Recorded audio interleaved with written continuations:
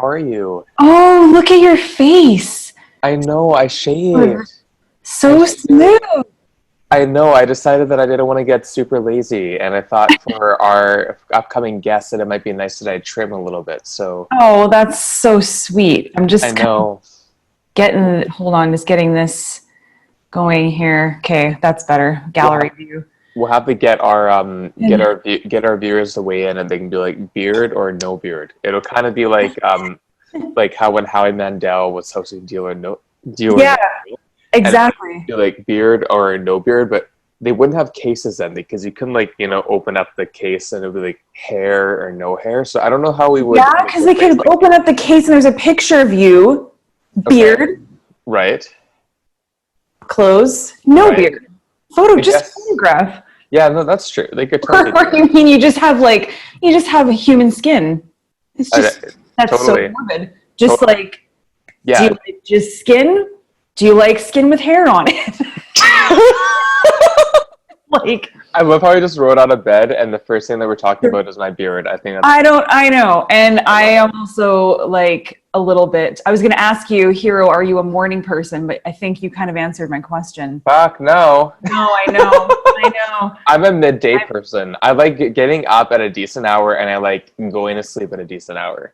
So if my ideal, I I, get up usually like every day at like 9 or 9:30. yeah. So I got up today at 8:30 because I knew we were recording at 8:45. So I knew like that was not too bad. You got up 15 minutes ago? Yes, Queen, I did. And Jeez. don't I look fabulous? I wasn't going to comment on that. I'm just surprised that you got up only 15 minutes ago.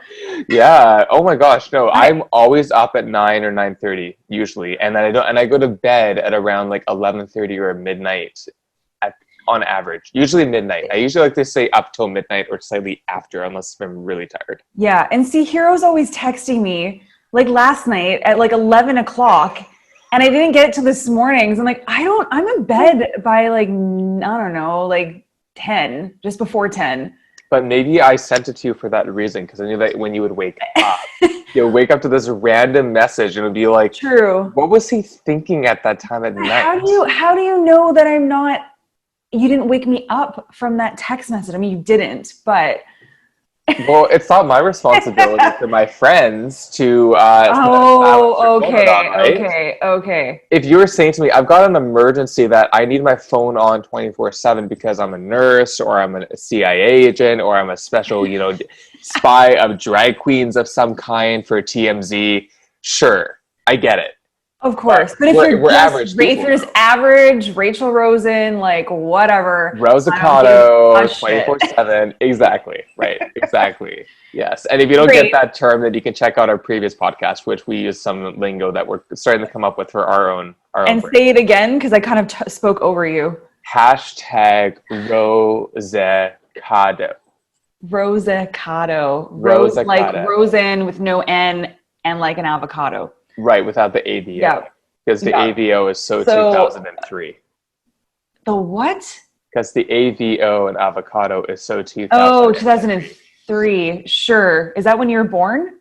I sure hope not. Otherwise, I would be really screwed up. Because as I said, Kidding. not getting political, but I really do have so much compassion and empathy for the kids that are growing up right now, that are in elementary school or even in high school. Hey. Right? I can only imagine. So if you happen to be listening, and if you are, then make sure you're studying before you get into class. But I just got to say, I have so much compassion for you kids, because if I was in your shoes right now 10 years ago or like 15 years ago and this is happening, I know that I would be very different right now as a younger adult. So keep going. Well, yeah. And I mean, and now we've gotten onto that topic a little bit, but like, I can't imagine, I get why you'd want to party, because I sure did in my early 20s, and party and not really care about the consequences, but different times. Like I feel for those that are in that age demographic that just want to, do some risky things and yeah. right. But And also, like, we can get on this on another episode because I think it'll come up in general. But you think about Halloween, you think about Christmas, you think about Thanksgiving, like you think about even things like that that are more festivity that tend to corral people to celebrate, to congregate, right?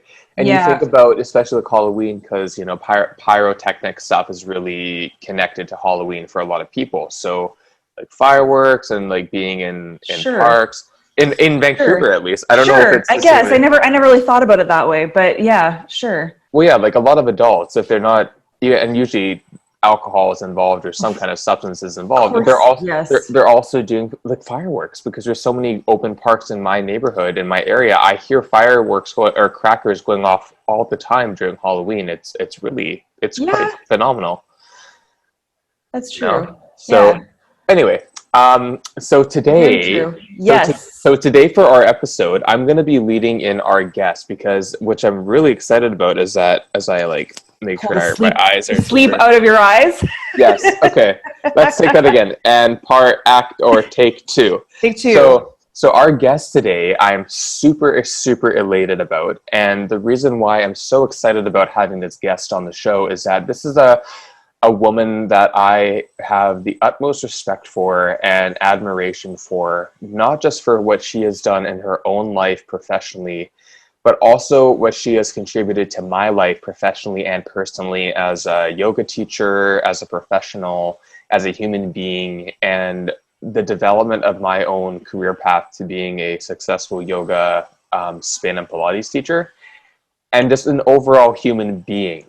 Her name is Rachel Scott. So, Rachel, we're going to have another Rachel on the Rachel show. squared. Yep. Yes. Yeah. I'm prepared. I'm Yeah. prepared. Yeah. So, It's okay. so sorry, Rachel. There, you are not the only Rachel this episode. I'm the first Rachel. You are the first Rachel for Yeah. sure. You are. Okay. So we're just gonna get that clear. Yep. But I was speaking to I was really thinking about people that I would like to have on the show, because if you've been tuning in with us so far for our incredible 6 episodes and many more in the works, our guests have been a combination of people that Rachel and I both know, or people that have reached out to Rachel and I, or people that only Rachel may have a connection with that I might have not known yet, and I have had the pleasure of learning about in their background and what they're doing in their life. Mm-hmm. And so this is the first guest we've had on our show that Rachel has an idea of who they are, but someone that I've really gotten to know over the existence really of my adulthood. Like really, I met Rachel Scott when I was 18. And this is when I first started practicing at YYoga, which is a really incredible studio in the Vancouver area and Toronto until COVID hit. And now they're just in BC, which is unfortunate. I feel really bad for their community over there. But Rachel Scott was the studio director at one of the locations, and I took a couple of her classes, and it really left an impact in her charisma, her uniqueness, her nerve and talent, and everything else that I was just thinking like, not subtle at all, right? But No. I was just so inspired by her classes, but also by how real she was. And then that left an imprint when I eventually became a front desk person at YYoga, and then I started interacting with Rachel more because she came in to teach her classes, right? So then Rachel ended up becoming the director of the Teachers College, and then became one of the two directors of teacher development and mentorship. And she was a really big pivotal force in our community for creating educational platforms for empowering teachers to become successful and to really find their voice in being a teacher. And what's great is that Rachel has such a diverse background that's not just with yoga, but she has a background in performance and opera singing. She's got an incredible resume of business development, and she just completed her master's in being an instructional creation, like instructional programming and creating content and curriculum for educators in the yoga industry. She has an incredible yoga website, and I know that it's been rated like best yoga website and blog of, I think, 2019, 2020. Wow. So I know she'll talk about that a little bit when she joins us in about 5 minutes. She also has just done so much stuff in terms of empowering, as I said, empowering me. Like she's been in my spin classes, she's been in my yoga classes. she's the woman that has auditioned me like 10 or 11 times from when I was brand new to being, so like by audition 11, I'm like, okay, you guys know that I can teach. Like, this is really just a formality at this rate, right? But it was nice to know that every single time you kind of think of these people that have been part of your journey for this period of time, and you can see how they've seen you grow, as well as you yourself can see how you've developed. So I'm really excited to have her on the show. She's got way more than what meets the eye. This is not just an episode based on the background of yoga or the yoga industry, but it just happens to be that me, Rachel Scott, and Rachel Rosen, we all share that common link. So I just want to make sure that you're aware that if you're listening, don't be like, blah, blah, blah, it's all yoga. No, we're talking about life, we're talking about tons of different things, but there is a strong link to the yoga community and the business of yoga, because that is something that we all are in and that we've come from. Do you have anything to add, Rachel, before we have Rachel on the show? No, I think that you said that very well, and you were very articulate with speaking about her. And I've done a little bit of research on her. Funny enough, I did meet her briefly, I'd say 6 years ago, because you mentioned the word audition, where I did, and I'm putting my hands up in quotations, audition for YYoga. And for those of you out there that don't know the yoga world or industry, believe it or not, it can be at times like you're acting, even though that's like an oxymoron with yoga, right? Acting, yoga, aren't we supposed to be real? Yeah. But you know, when it gets to these big studios like YYoga, I mean, they kind of don't necessarily have a choice but to see what you're all about and to audition you, right? So I did actually do an audition with Rachel Scott a few years back in, you know, a room of, I don't know, there's maybe like 7 or 8 teachers, you know, going head to head, which I did find a bit awkward, honestly, at the time. We don't have to talk about that right now, but yeah, no, I did meet her. I just remember her being like just glowing. Like, she's got this beautiful smile, and she just seemed happy and kind. And again, I don't know her, but I got a really good vibe from her. So yeah, so I'm looking forward to getting to know her a little bit better. Totally. That is for sure. Yeah. And she should be joining us any minute right now. So for those of you that are listening and tuning into us, Rachel and I log on about 15 minutes before our guest logs on. And then when our guest joins us, it just gives us an opportunity to not only just, you know, warm up our vocal cords and say hi to each other, because, you know, we are besties. Of course. But also it's a great way for us to kind of orient another about the guests that we have on the show, and particularly like today, where one of us might have a stronger history with that individual and the other one might want to have some kind of insight about what's going on with what we're going to talk about. So yeah, I'm super excited to have Rachel Scott on the show. She's super candid, very sincere, very much like you and I, Rach. And I'm just so excited to be able to learn about what she's up to and the transition she's made from living in Canada to... I was going to say, which we won't... I was going to say we won't let that out of the bag, but I guess you kind of did. Like, she's now living in the States. And so I'm really curious to know. I didn't realize that she was American.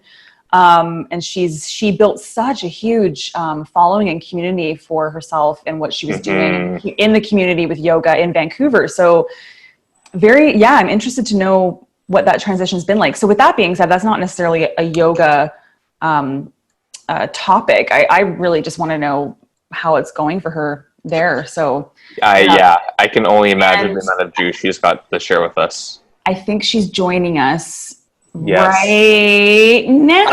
Oh, hi. Rachel's here. The other Rachel is here. Rachel squared, we said. Yes. It's Rachel squared, although it's like squared. Yeah, exactly. You have so many Rachels. Not at all. No, because especially how you spell it the right way. Right? The right way. Because of course there's a right and wrong way. What are other ways to spell Rachel? Who is not able to spell Rachel? There's AEL. People say ELLE, even though that's French. Rochelle. I mean, it goes on and on. But there's Rochelle, Rachel. Like, there's all of that. Rochelle. Yeah, you know. Yeah. But Rachel is Rachel. Yeah, that's true. Rachel, Hiiro was just gushing about you a few moments before. And And I always and I'll get Hiiro to introduce you, but we always we start about 10, 15 minutes prior to, and we have a little bit of a, just touching base and kind of getting those chops going. And we do record that, and we're recording already too. So I just wanted to let you know. Yeah. Don't worry. I mean, it's good to let people know that. So it's good for all of the other Rachels out there to feel, either solidarity or feel like I spelled my name right. Totally. Yes. We've just lost a whole bunch of Rachels right now. They're gone. It's okay. There's enough Rachels out in the world. But, if they're really that pissed, go listen to another Rachel. Another Rochelle. Yeah, exactly. Rachelia, Rachel. I always wanted that to be like my alter ego, like Rachel. Oh my God. It can be Rachel. It could be your drag. Yeah. Totally. Oh my God, Rachel, how are you? Oh, I'm how good. How are you? Oh my God. So where are you right now? I mean, you're traveling around the States and Canada. Like, where the hell are you right now? I know. It's a good question. I actually just booked a ticket to come back to Canada. So excited. Yeah. And like, no. My lover is down here. Yes, that's right. But I booked a ticket to come back in about a month, so that's really exciting. And I know I miss everybody. So I was supposed to be back long before now, like in April. Yeah. Come back and visit.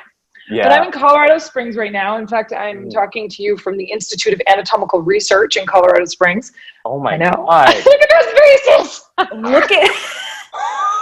Fancy. Oh my God, that's so fancy. That's like legit. Wow. Like legit. Well, I'm not. It's not me. I don't have any credibility here. It's my lover, Gil. Gil Headley is a clinical. He's an anatomy guy, and so we've been doing this project. So I'm an instructional. One of the things I am is I design education, and I help people bring education to life. And so he has a massive project on the go, working with 2 human forms over the course of 7 months. Like every single structure, to look at it in the body and to, it's amazing. But I mean, we're such idiots. We came out here in March and we're like, this project will only take a month. Like 2 weeks in, barely scratched the surface, and we're like, ruh-roh. But then COVID happened, right? Yeah. And so all of a sudden it was actually this sort of it was sort of miraculous in some ways, because the lab, all of a sudden, no one else was coming to the lab at the same time that we realized that we needed to be here for 8 months to do this thing. Whoa. And so, like, it just cleared the boards. It was like, okay, we're hunkering down, and this is what we're doing. And so, this is so this has been the life. So the project is not. It's not like you are where you are, and you kind of got stuck there. You knew you were going to be there for 8 months. You actually discovered that the actual project was going to take longer than it actually initially was. Okay. We thought we would just be here for a month, but that's because when he did this project, like he did a similar project, 8 to 10 years, something like that. He did this, so it's all free online now, his work that he did before. And when he did it, it only took him a month to do it, because he was working with one body, and he was working on it for like 18 hours a day and being crazy. Right. And so now there's 2 bodies, so we can compare and contrast and look at differences and similarities. I mean, it's amazing. Wow. I've learned so much. As Hiiro knows, I'm an anatomy person anyways. Like, I'm so interested in that. But, it's not like I've been doing, like, I don't have a PhD in this or anything like that. Yeah. And so just to witness the human form, and throughout that, we've also had like live stream and classes too. But it's been like this anatomy immersion for a while.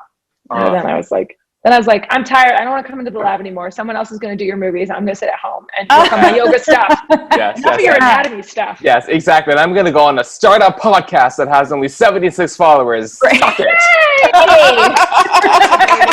That's only on Instagram. It's true. You don't really know. Yeah. Exactly. Our buzz sprout is sprouting every day. Yes, exactly. But, yes. Well, with you guys, I imagine it'll be incredibly successful, and I'll just get to be like one of those early adopters. Absolutely. Absolutely. You're so sweet. I was saying to Rachel Rosen, I was saying that when I reached out, like I have to say, RR. Yeah, exactly. I was saying the Rosen, just chilling. I was so elated to have you come on the show and have a chat with us for a little bit and just kind of, squeeze some juice out of the box, because we've been through so much, together in history, and you've been such a huge influence in my development of people and career. And not only that, but you have such a background in life and professionalism and candid performance and theater, and you're just such a like-minded free spirit. And I think it's so great to learn about our life together and what's happening now and where you're going, and anything that you want to talk about that you are just like, I want to get this off my chest because it's totally free speech, like I just thought, I'm in the United States. I can say what I want. Yes, you can, especially right here, right now. How are you doing? Oh my God. What is happening? I don't, should we even go there with the States? I don't even know. I mean, it's, You know what? It's so interesting. my family is, okay, so I'm bleeding heart liberal, right? Was in New York City for a decade as an actress and so I'm like, Wait, and my family's musical theater. Sorry, I'm interrupting you. No, interrupt me. What did you say? Are you a musical theater person? I was, I started off in musical theater when I was a kiddo and doing all that stuff. And then I was like, I'm more interested in like classical. So I was mostly Shakespeare, but I still sing. In fact, I love musical theater. It's like my happy place. I think I took myself too seriously, like thinking that I needed to do something which is very serious. Because honestly, musical theater is like something that brings great, great joy to the center of my being. Me too. Yeah. Right? It's like, well, I grew up, my parents were musical theater actors. And so I definitely relate to that whole, that's very creative. But in New York City, that's pretty cool. So, where were you born then? Jersey. Okay. Yeah, I didn't know that. Yeah, so Jersey. It's a secret. Yeah. Not a secret anymore. Don't tell anybody. Yeah. Love it. I was born in New Jersey, but I was raised in New Hampshire, it was like the Puritan New England, Norman Rockwell, steeple churches, repressed sexuality. It was all that. Ooh. It was great. I mean, it was, I loved growing up there. I loved repression. No, but it was actually, for being a kid, it was a great place to grow up and just gorgeous. And I really enjoyed my childhood, but then I went to New York for undergrad, and then I stayed there to work in acting on and off for the next kind of 10 years or so. Got my MFA, came back, got crushed by the industry, as happens. It's brutal, but great, and I wouldn't have changed it for the world. But and then Vancouver after that. So, but that's why I started doing yoga. It was because I actually had this really horrible.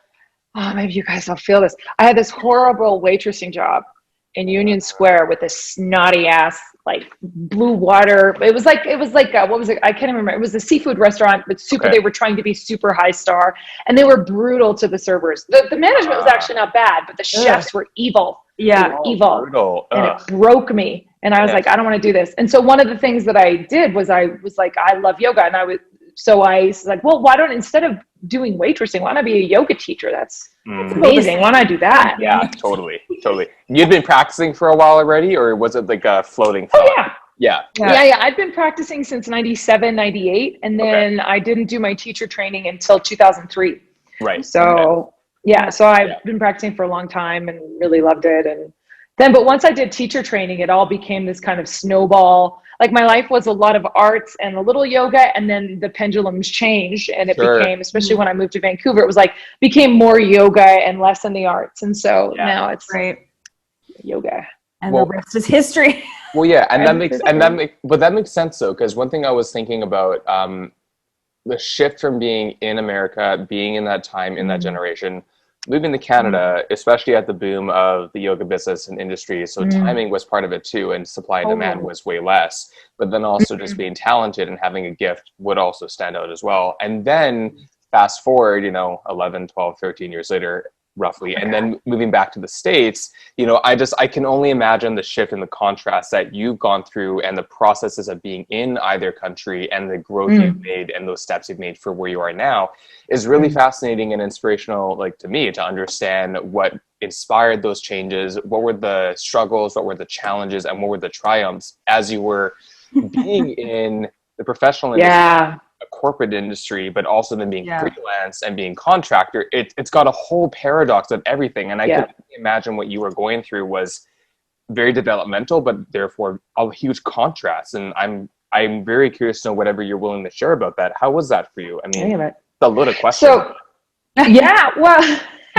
well, when I came, it was interesting because, like Vancouver is a very special kind of yoga town. It really is. Like it's beautiful. It has a lot of passionate people who love to be in their bodies, be outside, be healthy.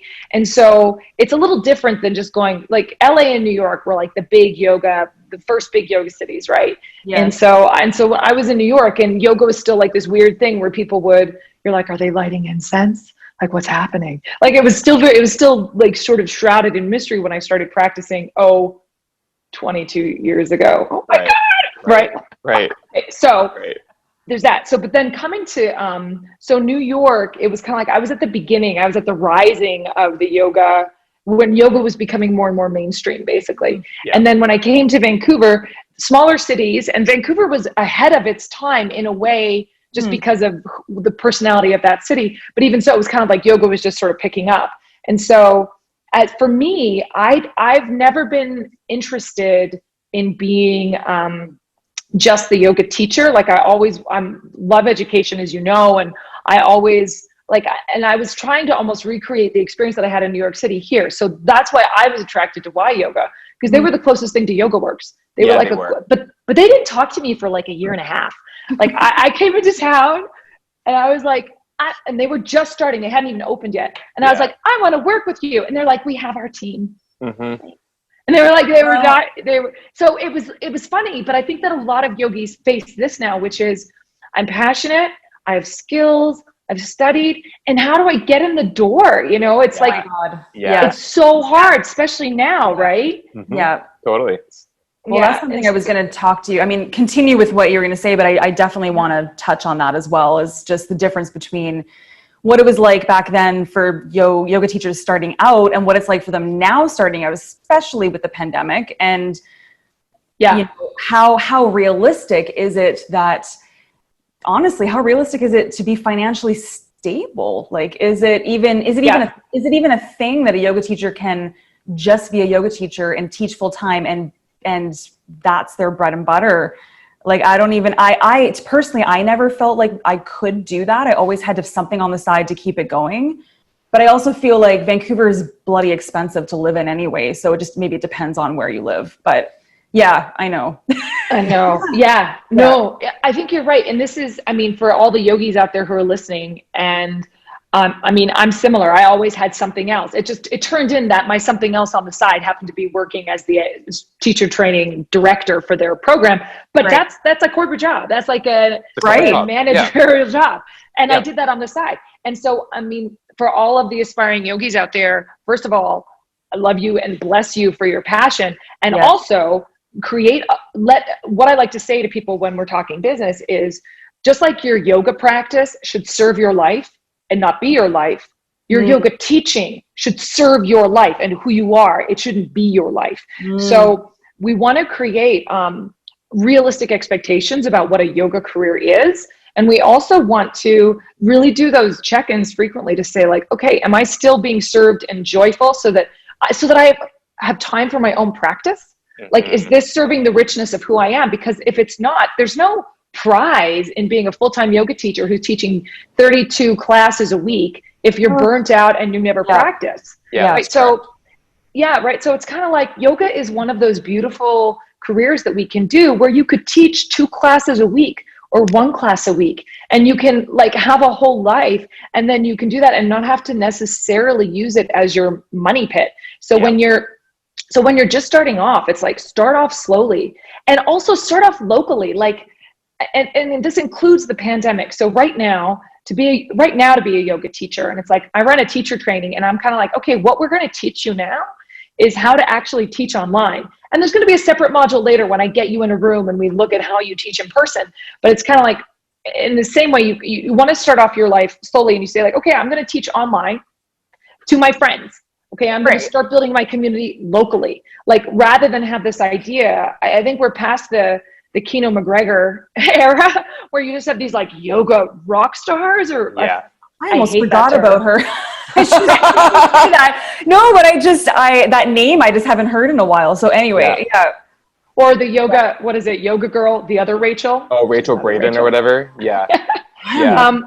But you know what? We have these expectations that, first of all, okay, and this is also from my work as an online instructional designer, where people have this idea about, I'm going to create an online course, or let's say it's a yoga teacher, I'm going to create an online presence or a membership site, and it could go viral and be global. And it's kind of like, yes, there is that possibility way out there, but it's just like growing your own community. It's like, no, speak to your people, grow your tribe, grow it slowly, put quality things out there, grow it steadily, let your business serve your life and your passion, and then let that organic growth take you where it needs to go. Because and it's not just about, I've been listening to a lot of Tantra philosophy lately with Christopher Wallace, who's amazing. Y'all should check him out. But it's like, it's not just about me putting all my effort into this. There's also this huge pattern of, the universe and what's going on, which is going to determine what my reach is and what the cultural moment is, and what can happen with that. So best effort, stay sane about it, and then see what happens and how it evolves for you. Totally. Very well said. Very well. No, that was very juicy information. I really appreciate that a lot. Actually, I wish I heard that years ago when I was first starting. Yeah. But I think that also, what you said about, starting small instead of being like, I'm just going to go viral and all this stuff. But that's the problem. Because of social media and because of Instagram and because of, that's all we see is how to be successful is to have 10, 20, 30, 40, whatever, 1,000 followers. I still sometimes think of that even with our podcast, right? That's what success looks like. Yeah. Right. But what I also want to add into that is, I think about my pressure of being a full-time teacher and still having time to practice and balancing that, and just actually being one of those I was going to say weird, so I'm going to change that dialogue, but being one of those exceptions that did teach, 15 to 20 classes a week, and Rachel knows that. We don't have to get into that, but, actually doing it because one, I wanted to, I had to, and secondly, there wasn't anything else that I was strong enough in that I knew that I would be able to be lucrative and sustainable. And the pressures of that, of people being judgmental to you, scrutinizing, people being jealous of you, people interpreting that you're going to burn out, that you can't do this, you're too much. It's like, you know what? I know what I'm capable of doing, so don't tell me what I can and can't do. And as long as I'm not causing a ruckus and I'm not doing anything to put fires in people's places, then let me do my thing because I know what I'm doing. And there's other teachers as well that are in that same situation where it is challenging to be able to teach the amount you need to teach to get by. So when you add, now going to being in the pandemic and stuff where I'm only teaching 2 or 3 classes a week, and I'm actually content with that because I now have kind of hybrided my teaching with employment. It's definitely interesting when you kind of shift online and you try to create content, you try to create a following, you try to create all that stuff. And I think what made it easier for me is that I wasn't trying to create anything as a following. I just wanted to keep my own practice and have my own therapeutic qualities. And so I just thought, put the camera on, put on record, upload it, and it's raw. It kind of takes the pressure off. But if you are trying to build a business model, you are trying to build a following, then there are different expectations and different things you want to look at when it comes to building a brand, building a platform. And so when we look at this podcast, that's a good example. It's, slow and steady and just being really compassionate, like really bringing in the yoga of ahimsa and the yamas, the niyamas, the ethics, and being really compassionate with ourselves to look at, okay, look at what we have done. Look at what we have accomplished instead of what have we not done yet, or look at the people we haven't reached yet, not to worry about that because we can't reach everybody, but at least we know we're reaching somebody that might make a big difference. Right. So I think we got to look at that too. Somebody, it's funny. Someone once told me years ago when I first started teaching was that being a yoga teacher was like being a starving artist. or was like being a starving actor or being, and not like that sounds very scary. But what are what are your thoughts on that, Rachel, on that sentence there I just said? Oh yeah, I totally agree. I totally agree that, and it's like anything else, any profession that where people enjoy the profession, it tends to be, there's a lot of people who want to do it. So it's supply and demand, right? So it's just kind of the way it is. Yeah. I definitely like, it feels very similar. And then it also felt the same way to me. You know, when I'm a yoga teacher and I'm trying to get in the door at the studio that I want to, it's who you know. You know, it's not all about your skill. It's very similar to acting. It is, yeah. That way, right? But I mean, that's why, just like as an artist and yogis out there, I think yogis are, for the most part, yogis are incredibly creative, like organic thinkers, and they're working in their body. Like there's a lot of similarities, and many of the yogis that I know actually are also artists. Like I remember when I first came to YYoga, and I was the studio director at Yaletown at first, and we had a big meeting, and I went around and there was like Shawnee was there, and you know, Christine Price Clark, and all these great Jewcy ladies, and they were all singers. They had been actors. Like Christine Price Clark used to be, I think she was a musical theater gal actually. Yeah. And sounds familiar. Could be wrong, but they were all artists. Like and so there's a lot of similarities between those worlds. So we actually put a CD together. We created a charity CD and had it all the teachers sing. That's right. Yes. Amazing. So I think that's a very apt, Rachel. I think that's such an apt analogy. Yeah. It is. And I know a lot of people might not know this, but YYoga was actually birthed out of the music industry. Was it not? It was.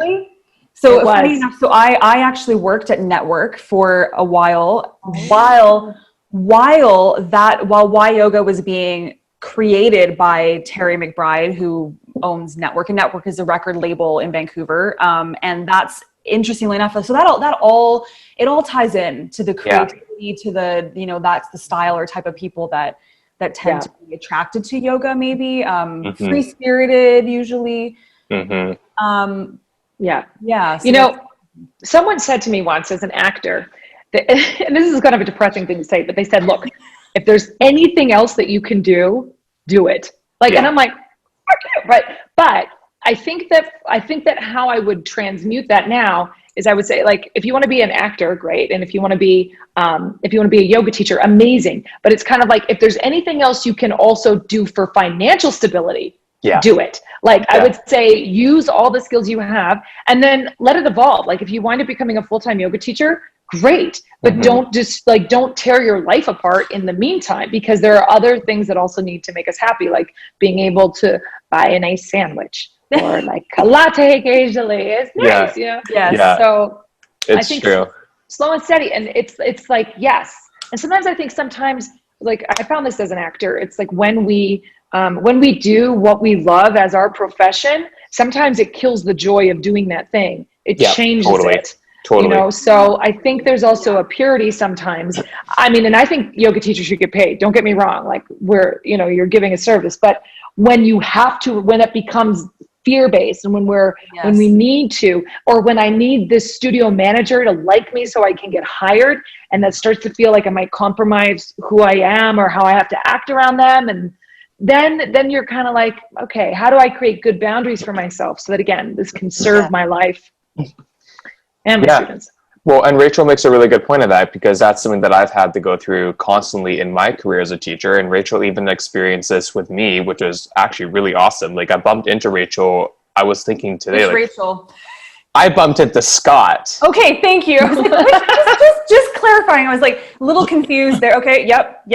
I bumped into Scott, like, I think 14 months ago. It was like last August, when I had just kind of started to come off of my sabbatical. I had chosen to depart from the community of YYoga, which was where I started and was basically there for 10 years, which is essentially almost as long as it was around at that point. And where I met Rachel when she was a studio director at Yaletown. I took one of your power classes, actually, and I was like, this is fucking hard, but I love this woman. Who is she? And then, years later, we worked a lot together. But anyways, Rachel was in one of these auditions that I auditioned for at a studio. And I was auditioning to like 4 or 5 studios, trying to get my foot in the door. And I had my tenure, had my experience, and knew who I was, what I was doing, and I wasn't going to compromise. And I looked at Rachel, was like, okay, if I don't get this job, there's really something wrong with everything that's going on in the community, you know, and I don't take anything personally, but I was just like, come on, really? So, you know, and so I saw Rachel there, and I was just doing my thing in my body, and it was really nice, like, for Rachel to be there, because there's someone you're familiar with, someone that knows you. Like, I'm like, okay, like, I've auditioned for this woman 10 times in many different styles. Like, this woman knows how I teach, and she knows the in and outs of me as a person. Like, come on. But what I love about my point for that anecdote is that when it comes to the business of yoga, and it comes to who you know, and it comes to not compromising your values and who you are as a teacher or as a brand, as a personality, whatever, you know, there's a lot of areas of development that are in this industry that I think are big open nets that could be very easily examined, and that could be very pivotal for changing how the world is more inclusive in a community, in a branding, in an image, and also diverting away from the fact that people view yoga as fitness or as a physical embodiment, which part of it for sure is, and it's very important, don't get me wrong, but it's not the only thing. And what people look at as marketing and what they think is marketable, which is marketable, is not the only way that it makes sense to building a business, particularly from the ground up. So I think as a community, not just forget about yoga, I'm talking about as a grand spectrum, the more inclusive we can be of all people, regardless of our creed, our background, the way we think, the way we feel, but just be inclusive as long as there's ethics, there's morals, there's respect, there's integrity, like those core values are there, then there's a lot of missed opportunities in the whole business of everything that I think we're missing out on. And this is an opportunity for us to be changing our future, not moving it backwards, you know? So, and my point is that Rachel is always very strong at advocating for those things, verbatim if it was part of her control or if it was not fully part of it. Rachel always had my back. And I'm not kissing Rachel's ass saying that. Rachel always saw me for me. Maybe you were. I don't know. If I've done that to a woman, let me know, because I don't know anybody. You don't remember. No, not at all. So like, zing! But Rachel Scott has always been there. She's always been there for me. And I will always remember the people that have been there for me for the amount of scrutinizing, judgment, and honestly unfair ignorance that has been thrown my way in the industry as a person, as a teacher. Rachel always saw me for who I was. And so that allowed me to trust and to build that confidence that I had actually kind of lost, but that I always had, to regain who I was. And so for those that are listening to this that have had the experience of working with Rachel Scott as a friend, as a colleague, as a mentor, or that know her professionally, like, it's important to understand there are people in this industry that are walking and talking and feeling the way they're supposed to be. And Rachel was one of those people for me, right? That's why I wanted her on the show, is to give that as a respect, but also to know how you're doing and also what you are doing outside of all this, because there's so much that you have going on in your life. There's so much. And it's funny that like that in an industry where you would think like you're teaching about inclusivity and not judging and all those kinds of things, but yet as a teacher, and you know what Hiiro went through and what even I've gone through is but you are being judged as a teacher, and you are, you know, and that's the reality, and that's where like it's, and I'm getting a little bit off tangent with what I just said, but the amount of students I had a small yoga studio for a short amount of time who were just like, oh, but you're in the yoga business. You must be, oh, you've got no stress. You're like relaxed, you know, and I would just laugh. I'm like, no, but you know, yes. Okay. Maybe yoga is that, but it's also a business, and business is business. Business can be stressful. Business, you know, so there is a misconception, I think, of people that maybe even those of you, and again, not to scare new yoga teachers, but those that are even maybe going into the industry, you know, thinking this will be like, you know, a breath of fresh air for their lives, and they'll be totally relaxed. This will be a relaxing, you know, career change, but it's still a business. Yeah. You know, so absolutely. And I don't feel like I was taught. I won't tell you where I did my teacher training. I'm gonna Google it after to find out. Totally, she totally. But and you know, I feel at the time there wasn't enough education around the business of yoga, and just being completely cut and dry about it, and you know, so. Yeah. So with that being said, so Rachel, you were so involved with YYoga for so long. And so you've been, how long has it been now that you have not been with them? A year? I've been away? Almost 3 already? years. Oh my gosh. Well, I stayed with them. So I left my position as the director of Teachers College and teacher development. So I did that and it was like, honestly, guys, it's like the best job ever. It was like so much fun. There was so many great things about being able to do it, but I left. It's like a golden handcuff job too, where I get to do all the things I loved. Like I get to hang out with teachers, right, and help them, and run teacher trainings, and it was wonderful. But there came a point where I was kind of like, okay, I'm 40, 44, and I don't have children. I want to travel. I want to hang out with if I'm not going to have kids, then I need to be free to go and not be tied down. I want to go see my family in Texas more. I want to have the freedom. Also, I just earned my master's in instructional systems and learning technology. And I wanted to, and all the teacher trainings at YYoga were built. Like they were all there. They didn't really need me to run them anymore because they loved me as a trainer, but they're kind of like, we have this built. So I wanted to help other people do that. I wanted to take what I knew and then be like, okay, organic, creative, beautiful yogi person who doesn't quite understand how to put your knowledge into boxes. Like you got to box that, especially if we're doing online, you got to put things into boxes. You got to capture lightning in a box, put it into boxes, organize it, and put it in like a grid. And then people can understand it. And I was like, I can help you do that. Cause I got kind of both sides of it. So I can help be a midwife to people's creative projects and to their knowledge and their passion. Right. So, but I worked for Y on that side of things for like 8 or 9 years, I think. And before that, I worked for Yoga Works in New York City for 2 years, I think. So I started working for them because I was trying to pay off my 500. So they're like, do work study. And so I did, and then they hired me. So I was the teacher manager for the East Coast. So I've been in behind the scenes with yoga almost since 2004 on the business side of things. Which is really neat to kind of come in as a pioneer in some ways in that idea of the corporate big box kind of, multi-locational branding versus a turnkey.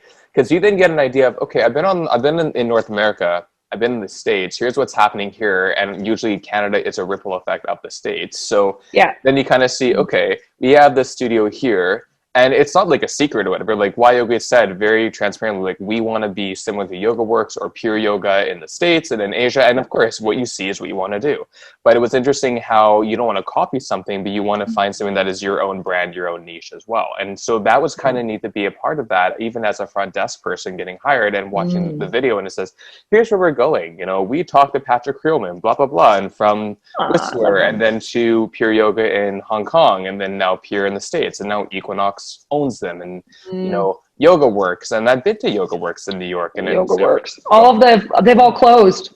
Their studios closed. How long ago did they close? A few weeks ago. My friend Mel, who I was with, is a teacher trainer for Yoga Works. She's amazing. We love this girl. Right. Yeah. So she's one of the few that stayed on. They basically had to so it's like the end of an era because Yoga Works was like, for me, the most massive. They're still running their teacher trainings and they have online classes, but I think all their studios have closed. So I didn't know that as well, but I've also I've got to say one of the beauties of not really being in the studio community anymore is that you don't know what you're, you don't know what you're missing. Or it's kind of like the joy of missing out. It's not the fear anymore. Because I was definitely FOMO, and a lot of teachers have FOMO. I mean, trust me, I was the little syndrome, and I was like, I really had to claw my way to the top more than a lot of teachers had to. I just did. And you worked hard. I worked fucking hard because I was not going to let someone decide my fate and my history because they say that I can't. That's why I started my own studio, because I was like, fuck this. Which was the biggest. We won't get it. We'll get into that in another episode. That's a whole other ball of wax. But and then I'll be completely honest. Like I used to call YYoga like the McDonald's of yoga studios. Like it's the Starbucks. It's the Starbucks of yoga. It's a little bit more than McDonald's. It's the Starbucks. Right. Love it. Right. They have luxury finishings. But then again, like when you think of it from a business perspective, successful and smart and right? Like, Yeah. got it done and did it well. So, well, they had they weren't they struggled too. Like, it's not like and I've heard this too. Yeah. And Terry like laid out his own cash and like mortgaged his house. Like there were steps that were taken to keep YYoga afloat, which were pretty extraordinary. So but I think it's like with any of these kinds of so whether it's a small studio, and I commend you for starting your own studio. That's huge and that's hard. You can't see my eyes right now that you're those of you that are listening, they're really big because I agree. it was kind of crazy. Yeah. Yeah. And but what an education too in small business. Wow. Yes, it was learning. It was going to business school in real life time. Like, that was what it was. And basically partnering my many years of sales and business savviness with my passion. So, and then as we talked about previously in this episode about how, you can partner that and then end up actually almost hating your passion or disliking it because you put all your eggs in one basket, and that's a whole other thing. But and that's where finding the balance. Again, we're back to like finding that balance in yoga and with business and what that looks like. But Hiiro, you said something which I thought was really interesting, and I'm curious what your opinion is on this. Do you think that yoga right now is inclusive? I think it's all about the context. I'm just going to be really transparent and say no. No.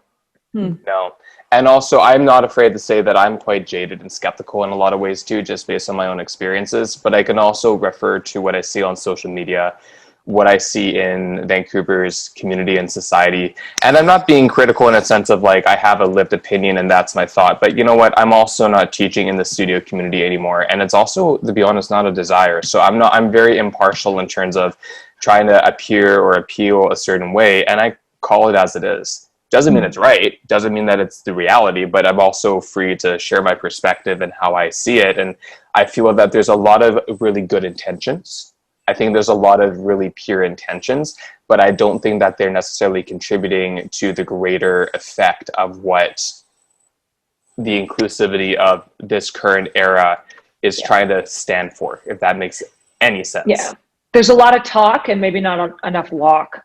Yeah, well, and it's kind of like politics in a lot of ways as well. And I'm not a I'm not a political individual at all, but I'm very I have a lot of conviction in what I stand for. And that's why I walked away from the industry, especially when 5 studios of many different business models, different kind of income streams said, we're not interested, you're not the right fit. That was a really nice, it was a blessing in disguise because it let me realize, you know what, there's nothing wrong with me.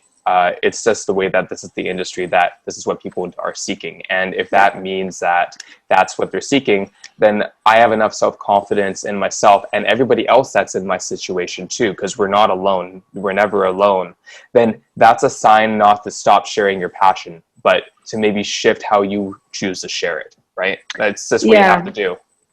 Yeah. And I mean, maybe one of the hidden gems too of this pandemic in a way is that people, because they're running kind of their own studios out of their homes, right? Like teachers don't have to filter themselves through a studio system or adhere to whatever the studio kind of branding is. So there's a way that can be the tribalism of that, or the connection to your people can be a little bit more pure and unfiltered. Absolutely. That was the joy of creating a YouTube platform, was the ability for the few months that I was able to, when I had the desire, because you need to have the authentic desire to create something, because otherwise it won't translate to those that are choosing to invest their time in whatever content you're creating, right? So as you're saying, it's true, like your YouTube and social platforms give you that uncensoredness, much like a podcast would, to connect to people, because they're consenting to choose to watch what they want to watch or listen to.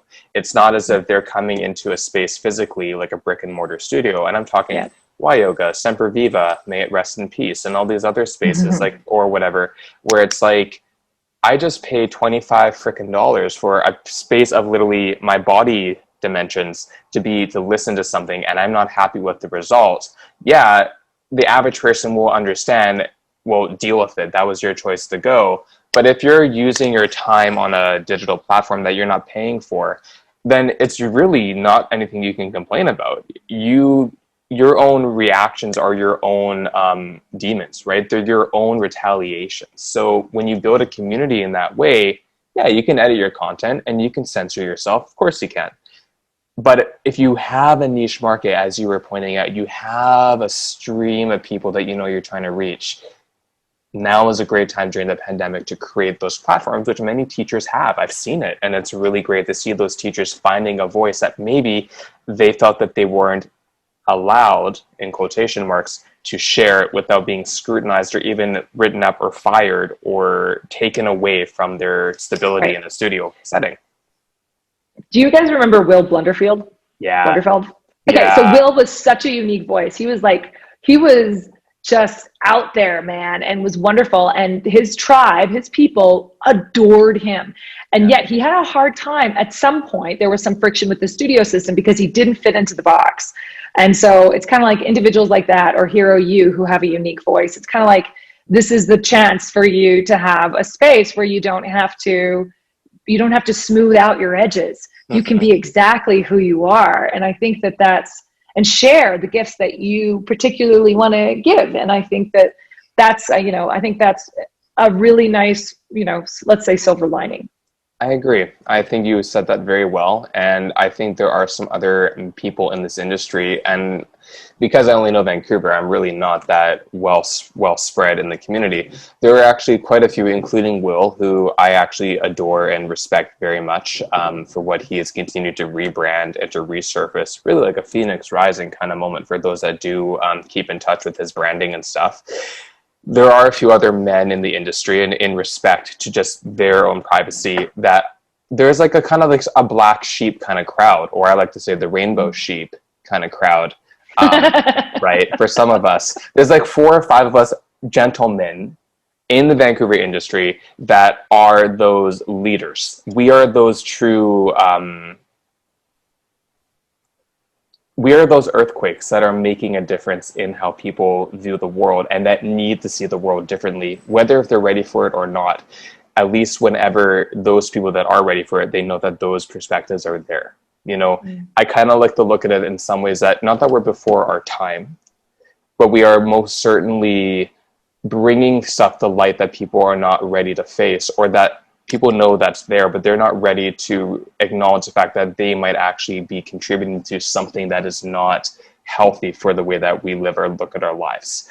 And so understandably, in any industry, you can see it in food. I mean, I'm watching tons of reruns of Top Chef right now on my laptop, and you see tons of these chefs, regardless if it's a reality show or not, including Colorado, actually. I'm watching Top Chef Colorado right now, speaking of which.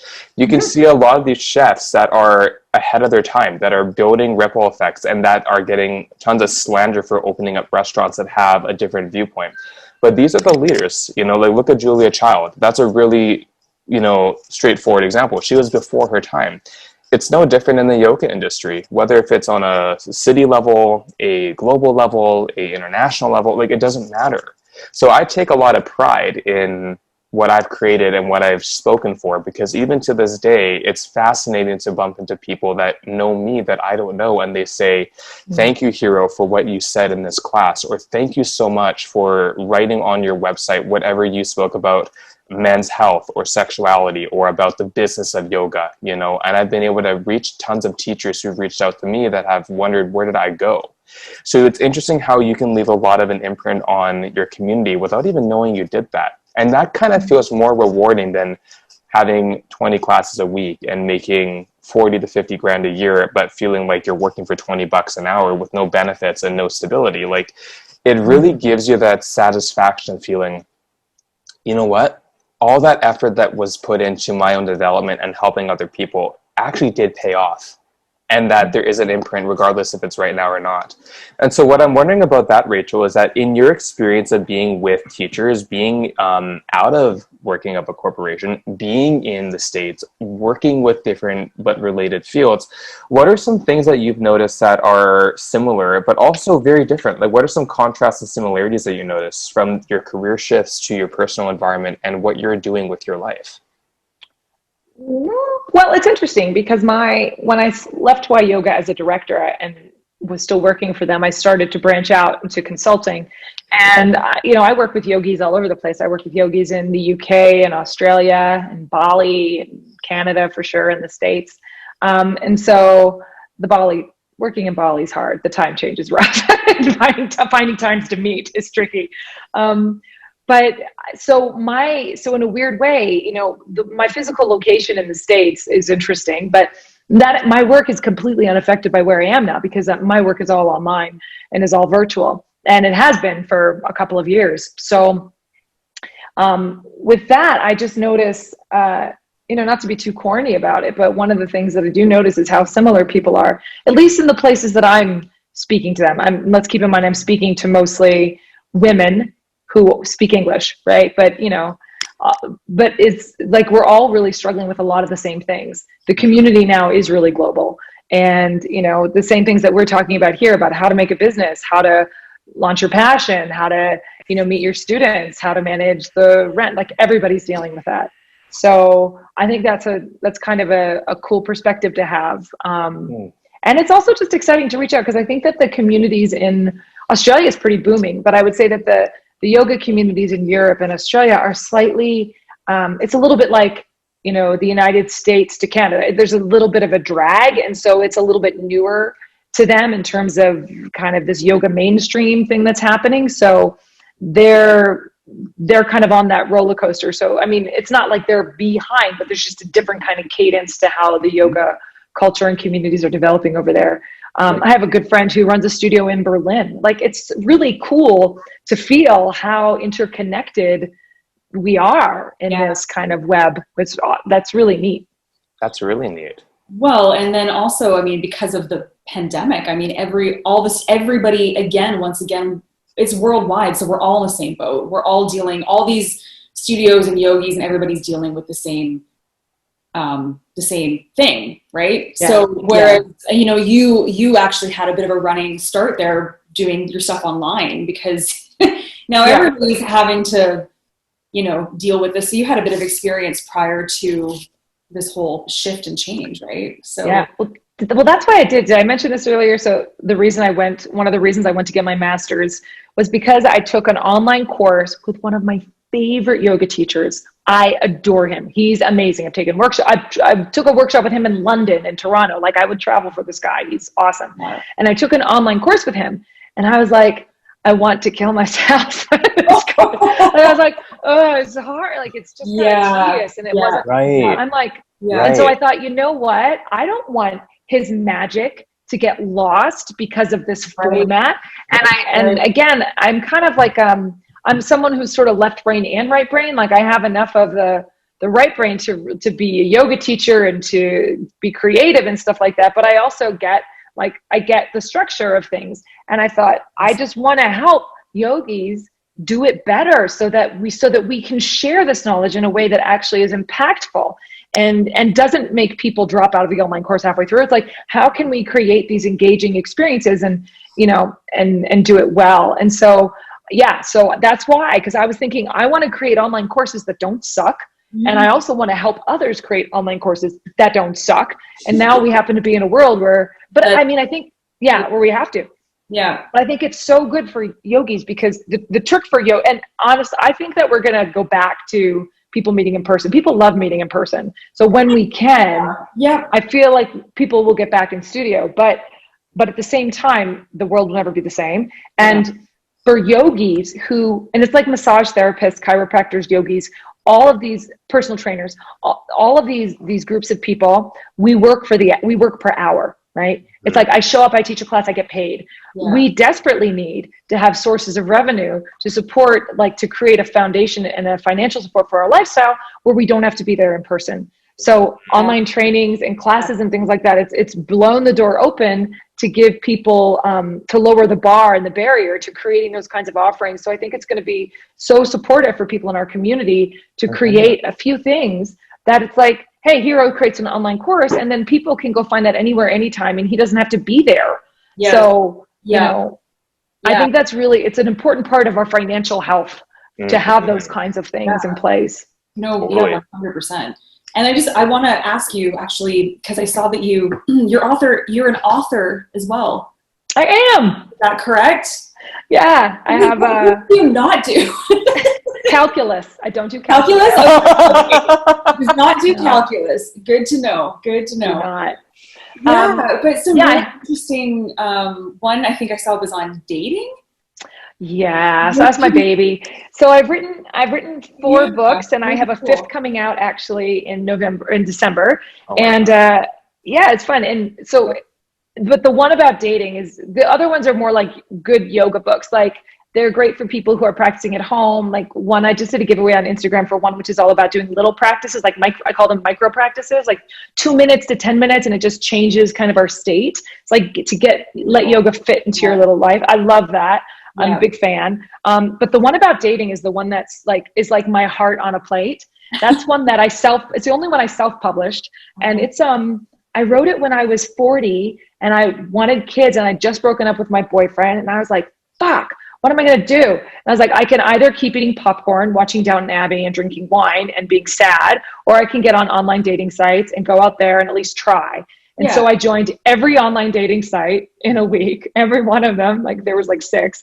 And I just started going on dates, and I realized that dating was a path to spiritual enlightenment. Like, Tinder is a path to actually practicing all of this yoga stuff that we talk about, like being mindful, showing up, not running on autopilot, being open to possibility, being aware of our projections, practicing truthfulness, practicing nonviolence. Like, it was all showing up there. And so I started theming about it in class, and my students were like, oh my God, what happened on your date? And everyone can relate to that stuff, because we're all like, yes, I love this. So I love this book. If you read it, I talk about the dating. It's kind of like, I talk about the dates and then how it applies into, and how I learned it to apply to yoga and use yoga to support me in these experiences and try to deepen my own real life kind of spiritual path. But it's also very quirky, and you get too much information about my life. But we cover I love it. Everything. Sex, conflict, fighting. Those are huge, huge things that we have to grapple with, is like, how do I deal with conflict? I'm a real life person. HIMSS is a nice idea, but this motherfucker is really pissing me off. Like, or how do I navigate that? Right. So. Totally. And that's a relationship too. That can go into, having a relationship, not just necessarily dating, but that's, love that. Absolutely. It's about setting a foundation, like the skills that you learn through dating, because dating is really a practice arena. It's like that supports all of our relationships. Yes. And and so that's the most heartfelt one, the most personal one of the books I've written. Put the books, or specifically that one, in our show notes afterwards, so we'll make sure that's out there. And then what's the new one that's coming out? This one is, I'm excited about this one. And this is, they kind of let me do what I wanted with this. I mean, they do, it's always a conversation, but, and I'm not sure what the final title is, but it's like 52 practices. So it's designed, it can be, and it's about living your yoga. So it's similar in that way. It's like, how do I take these concepts of yoga philosophy and use that to navigate real life? So it has a similar personal feeling to the Yogi's Guide to Dating, but you don't get stories of first dates. But it's designed, you can sort of work on and chew on one practice per week. Or you could just say like, oh my gosh, I need one for my clinging materialism, or I need one for heartbreak, or I need one for sadness. So like, you could actually just look at the specific practice that deals with sort of that area as well.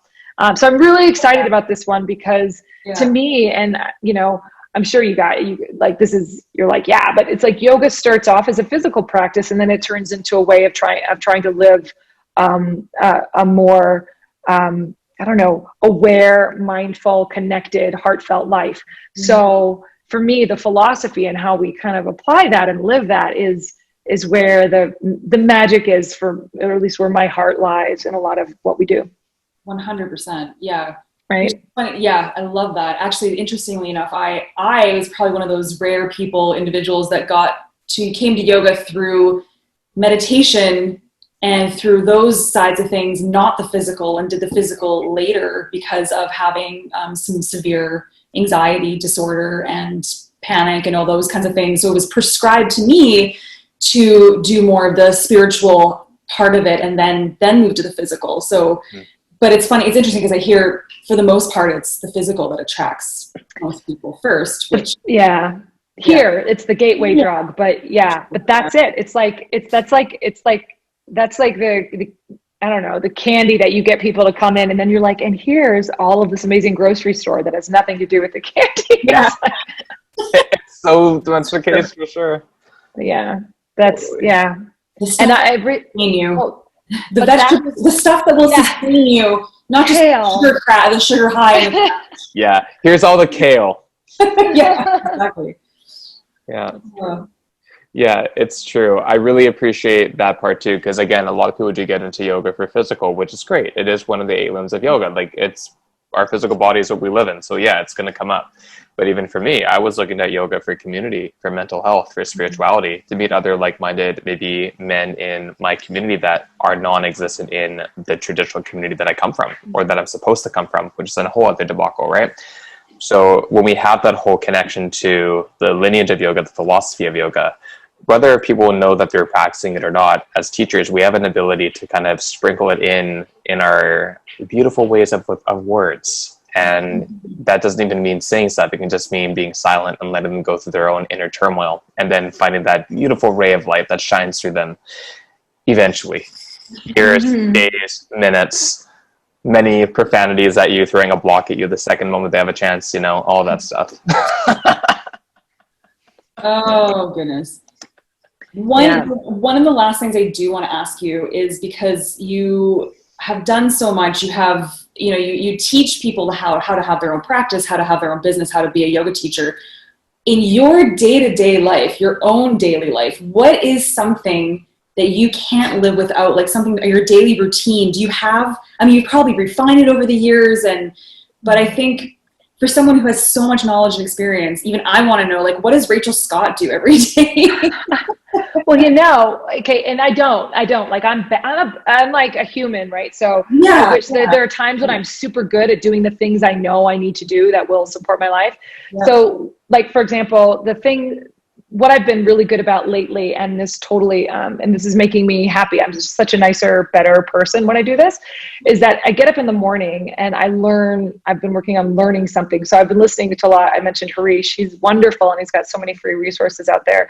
Because I'm like, I've realized that, and you guys totally will relate to this, and yogis out there, you understand, you give so much, you have to create a space to give back to yourself. Mm-hmm. I'm like, I need a space to take in someone else's, like, to be rained on by their philosophy or their learning or something. Mm-hmm. And so there's that. And then I have to do something physical every day.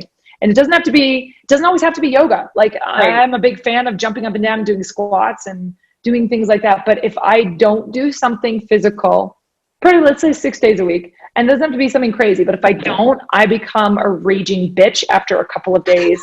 And it's just like, I just don't do well, and I'm not happy. I'm not joyful. So it's like, so to nurture all the parts of ourselves. So, to nurture your heart with some spiritual, like, even if, you're listening to something, or you just sit and you contemplate for 10 minutes on something that's inspiring to you or that speaks to your heart.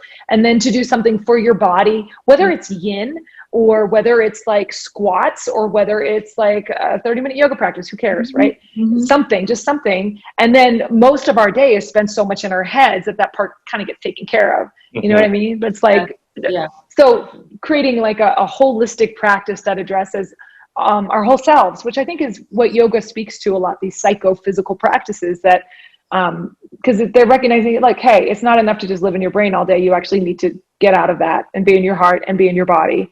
And those things will help you on your path. So love it. That's what I like to journal too. I'll throw that in. Oh, that's so key. And that kind of, that tries to organize all the craziness. Or sometimes it's just like, I find that my journal is just sometimes like this big vomit page where it's just like, blah, and then I'm like, okay, just cleared the slate. Right?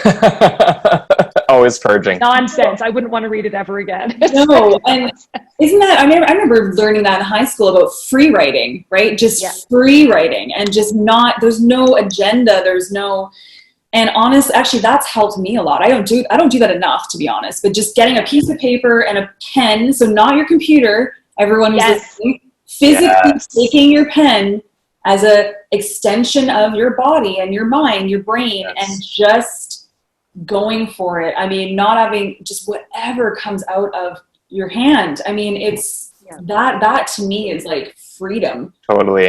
Totally. Yeah. And what I would say to folks out there too is like, we sometimes, at least I do this, but it's like we sometimes create barriers to doing the things that will support us.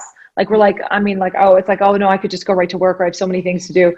It doesn't actually take, you guys, it's like everyone out there knows, oh, this thing, when I do it, this makes me better. Whether it's a yoga practice or the journaling or going on a walk, or, you know, or like listening to an inspirational podcast, it doesn't actually take that long to do the thing. It doesn't take that long. The barrier, the catalyst to get over is our own, kind of like our own habitual conditioning that feels obligated to do something else. So just like so if I had one thing to say out there, it's like, you know what's good for you. Just take 10 minutes and do that. And then as you do that more and more, just every day, setting that little habit, that little bit of time aside for us can make so much of a difference. It's like, I couldn't ask for a better way of phrasing that. That's perfect. Rachel, it's been such an incredible time having you on Getting Jewcy, and have this full circle kind of red velvet curtain coming up and down on the stage. What I wanted to ask you as a parting word, something that we like to ask all of our listeners, is if you were a kind of fruit juice, what kind of fruit would you be? What kind of juice would you be? What kind of juice would you be? What juice would you be, and why? Oh, God. First thing that comes to your mind. Don't think about it too much. Okay, I'm like kale with ginger and lemon in it. Ooh. So I'm like not too sweet, but I'm gonna stick with you. Like, oh, I like that. Oh, honey, you've definitely stuck with me through the years, that's for sure. So that's pretty damn accurate, if I say so myself. I love a little bit of that lemon, so you're like, oh, yeah. Yeah, you're like, oh, tiny bit of heat. Yeah. I love it. Cayenne in there. Yes, queen. A little bit of sprinkle of cayenne on the top there. Just sipping up the lips, just burning those lips. Oh gosh, this has been fantastic, and I'm sure that those in Vancouver that know you will miss you even more after perhaps listening to this, although I'm sure you'll see people soon enough when you come and make a visit. Yes, I really hope so. I hope so. I want to come and see some faces and stuff like that. Yeah. But it's been so nice. Thank you so much for inviting me on. This has been just a delight. And Hiiro, great to see you. And Rachel, great to see you. So thank you so much, Rachel. Have an awesome day, and we'll chat very soon. Hopefully when you come back, we can connect for coffee, even if it's your 20. It'd be great to see. That'd be delightful. Amazing. Have an awesome day in Colorado Springs. Yeah. Take care. Bye. Bye.